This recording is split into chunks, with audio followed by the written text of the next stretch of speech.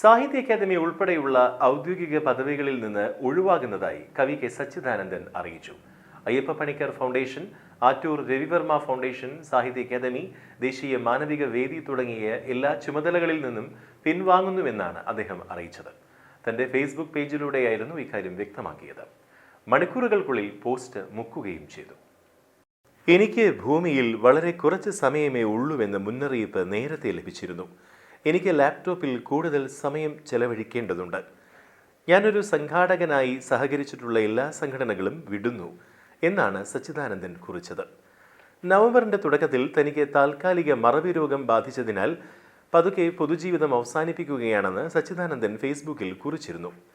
അതേസമയം സച്ചിദാനന്ദൻ ഔദ്യോഗിക ചുമതലകളിൽ നിന്ന് ഒഴിവായത് അറിയില്ലെന്ന് സാഹിത്യ അക്കാദമി സെക്രട്ടറി അബൂബക്കർ പറഞ്ഞു. ആരോഗ്യ കാരണങ്ങളാൽ 2 ആഴ്ച വിശ്രമമാണ് തേടിയത്. ഇന്ന് അക്കാദമി കാര്യങ്ങൾ സംസാരിച്ചതായും അദ്ദേഹം വ്യക്തമാക്കി.